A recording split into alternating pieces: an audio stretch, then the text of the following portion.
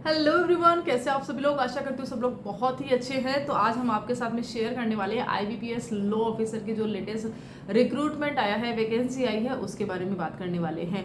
अभी आपने देखा होगा कि आईबीपीएस एसओ की भी जो वैकेंसी है वह अभी अभी आई थी। तो यहाँ पर अब जो वैकेंसी है वह कौन से पोस्ट के लिए आई है, यहाँ पर जो एग्जामिनेशन होते हैं ये किस तरह से होते हैं, और जो आईबीपीएस जो लॉ ऑफिसर है उसमें कितनी पोस्ट आई है, वो सारी चीज़ बताएंगे, हम आपके साथ में रहेंगे।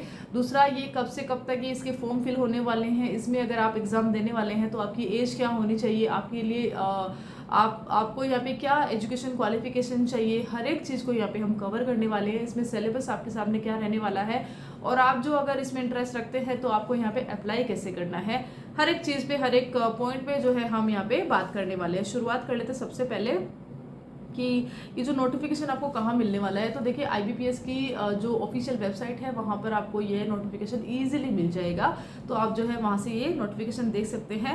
आरआरबी का रहेगा ये है। आरआरबी के मीन्स क्या रहता है कि जो लॉ ऑफिसर, आईबीपीएस क्या करती है, जो लॉ ऑफिसर्स होती है उनको दो पार्ट्स में रखती है, एसओ के पार्ट में और आरआरबी के पार्ट में। तो एसओ का अभी आपने देखा होगा, और अभी जो है आरआरबी का रहता है। इसमें जो है आप कब से कब तक यहाँ पे फॉर्म फिल कर सकते हैं। तो 1 सितंबर से इसकी नोटिफिकेशन जो है एप्लीकेशन फॉर्म फिल स्टार्ट हो चुके हैं, और जो है आगामी 21 सितंबर 2025 तक आपको जो यहाँ पे मौका मिलने वाला है कि यहाँ पे आप फॉर्म फिल कर सकते हैं। ठीक है, फीस स्ट्रक्चर की बात करते हैं यहाँ पे, तो 850 रुपये जनरल कैटेगरी के लिए यहाँ पर आपको मिलने वाले हैं। फीस की बात कर रहे थे तो 850 रुपये एक्चुअली आपको यहाँ पे इस एप्लीकेशन फॉर्म को फिल करने के लिए लगाने हैं, और 175 रुपये 175 आप अगर आप रिजर्वेशन कैटेगरी में आ रहे हैं, SC/ST कैटेगरी में आ रहे हैं तो आपको यहाँ पे देना होता है। ठीक है, बात कर लेते हैं यहाँ पे एज क्राइटेरिया की कैसे रहने वाली है। ऑल्दो एज क्राइटेरिया की अगर आप एप्लीकेशन फॉर्म में जाते हैं, अगर आप पूरा देखते हैं, आईबीपीएस की जो ऑफिशियल वेबसाइट है वहाँ पे जाना है आपको। किसी भी फॉर्म को फिल करते समय आपको पूरी डिटेल आप डेफिनेटली आप लेते ही हैं, तो एज का भी उसी हिसाब से है। तो यहाँ पे एज को बताया गया है कि आपकी एज कब से कब तक ये होनी चाहिए।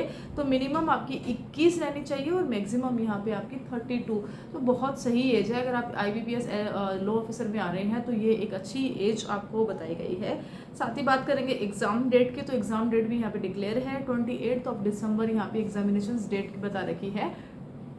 बात कर लेते हैं इसकी पोस्ट कितनी आई है। तो सबसे पहला ये जानना है कि आईबीपीएस जो रहती है काफ़ी वेरियस पोस्ट देती है, काफ़ी सारे ऑफिसर्स रहते हैं इसमें, अलग अलग एजुकेशन क्वालिफिकेशन के अंडर यहाँ पर काफ़ी सारी पोस्ट यहाँ पर आती है। बट इस चैनल पे आपको सिर्फ और सिर्फ लॉ के रिगार्डिंग जो है अपडेट्स मिलती है। यहाँ पर हमें यहाँ पे सिर्फ और सिर्फ बात करूँगी कि यहाँ पर लॉ ऑफिसर की कितनी पोस्ट आई है। तो टोटल 48 पोस्ट यहाँ पे, जो कि बहुत ही अच्छे नंबर है। आईबीपीएस में बहुत अच्छे नंबर पर ही है वैकेंसी, मैं कहूँगी कि आई है। अब हम बात करने वाले हैं कि यहाँ पर अगर आप एग्जामिनेशंस में आ रहे हैं तो आपके सामने एजुकेशन क्वालिफिकेशन बड़ा सवाल आ जाता है कि एजुकेशन क्वालिफिकेशन में क्या मांगा है। तो इस चीज़ को आपको ध्यान से सुनना है। लॉ की डिग्री मांगी है, और लॉ की डिग्री आपने 50% के साथ पास करी है, राइट। ज़्यादा परसेंटेज नहीं मांगा है, 50% के साथ आपने लॉ की डिग्री आपको यहाँ पे सबमिट करवानी है कि भाई हमारे ये मार्क्स है और ये हमारी लॉ की डिग्री है। अब यहाँ पे दूसरी जो चीज़ है वह है कि यहाँ पे आपको एक्सपीरियंस भी मांगा गया है। एक्सपीरियंस यहाँ पे 2 तरीके से बताना है। या तो आपने एज एन एडवोकेट, अगर आपने कोर्ट में प्रैक्टिस करी है तो यहाँ पर बार की तरफ से आपको यहाँ पे एक सर्टिफिकेट होता है, वह अलॉट हो जाता है, आप वहाँ से बनाते हो, तो वो आपको सबमिट करवाना है। और अदरवाइज अगर आपके पास वो नहीं, आपने एज एन एडवोकेट नहीं काम किया है, आप जो है लॉ करने के बाद डायरेक्ट आप जो है बैंक में एज अ मैनेजर और एज अ लॉ ऑफिसर अगर आपने काम किया है, तो वह भी एज एन एक्सपीरियंस आपका गिना जाएगा कि भाई आपने वहाँ से भी एक्सपीरियंस गेन किया है। तो आप जो है 2 साल का वहाँ से एक्सपीरियंस उठा के यहाँ पर सबमिट करवा सकते हैं। सिंपल सी बात है। तो लॉ की डिग्री है 50% के साथ में, और एक्सपीरियंस है वकालत का दिखा दो, या तो यहाँ पे काम का दिखा दो। अब बात कर लेते हैं यहाँ के एग्जाम पैटर्न की। तो अगर आपने मेरे आईबीपीएस के जो मैंने वीडियोस बनाए हैं आपने वहाँ देखा होगा, तो यहाँ पे एक फिक्स पैटर्न होता है। यहाँ पे आपको रीजनिंग मिलती है, यहाँ पे आपको जो है ना लो आपको जो भी जिस भी स्पेशल आपको जिसमें भी लॉ ऑफिसर बनना है, राइट, उसके स्पेशलिस्ट आप बनने वाले हो। वहाँ पर आप एज एन ऑफिसर आप यहाँ पे सेवाएं देने वाले हो, तो वहाँ पर आपको एक उस विषय का प्रोफेशनल नॉलेज आपको होना चाहिए, ये यहाँ पे मांगा जाता है। तो देख लेते हैं। तो लो नॉलेज रहता है, प्रोफेशनल नॉलेज रहता है। यहाँ पे 40 क्वेश्चन इसमें आने वाले, 30 मिनट्स के होने वाले हैं, ऑल दो सारे 30 मिनट्स के होने वाले। और लैंग्वेज जो रहती है और जो ये कंप्यूटर का मैं आपको बताऊंगी वो 15 मिनट्स का आपको यहाँ पे टाइम मिलने वाला है। रीजनिंग रहेगा, फाइनेंशियल अवेयरनेस रहेगी, इंग्लिश रहेगा जो कि हिंदी रहेगा, कंप्यूटर रहेगा, क्वांटिटेटिव एप्टीट्यूड रहेगा, डाटा रहेगा, इंटरप्रिटेशन रहेगा, और भी है क्या, नहीं, और इस पीडीएफ में नहीं है। हाँ, तो टोटल आपके पास में 5 सब्जेक्ट्स बताए गए हैं और उसके बाद में इन सब्जेक्ट्स में क्या क्या आने वाला है वो भी बताया गया है। बेसिकली अगर हम देखते हैं तो ये सारी चीज़ें आपको मिलने ही वाली है। अगर आप बैंकिंग सेक्टर में जा रहे हैं, यहाँ पे एग्जामिनेशन देने वाले हैं, तो आपको ये सारी चीज़ मिलने ही वाली है, नॉर्मल सी बात है। तो अगर सिलेबस की बात करते हैं तो यहाँ पर आपको क्रिमिनल लॉज, आपको जो नए वाले क्रिमिनल लॉज है वो मिलने वाले हैं, सीपीसी रहेगा, ठीक है।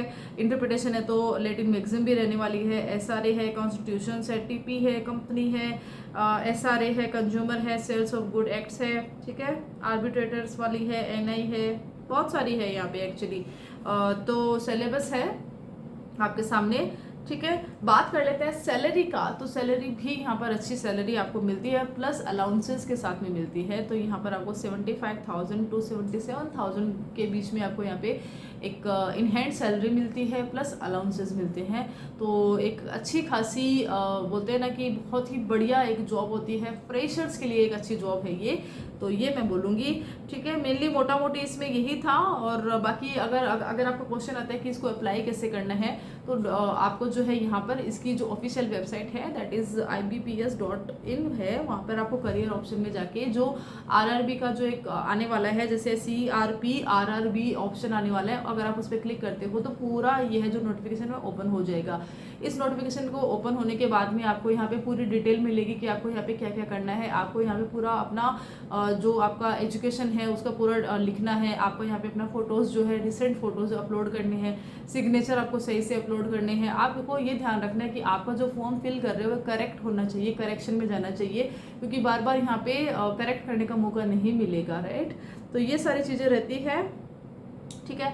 दूसरा चीज़ ये बताया गया कि आप जो फॉर्म फिल करते हैं उसके बाद में उसका प्रिंट आउट जरूर निकाल लें, क्योंकि फर्दर आपको इसकी ज़रूरत पड़ती ही है। तो ये चीज़ अगर मेंशन करी गई है तो आपको डेफिनेटली ये काम करना ही है। बाकी इसके एग्जामिनेशन डेट भी आ गई, हर एक चीज़ जो है क्लियर है। IBPS है, बहुत ही बढ़िया यहाँ पे इस सेक्टर में जॉब्स होती है।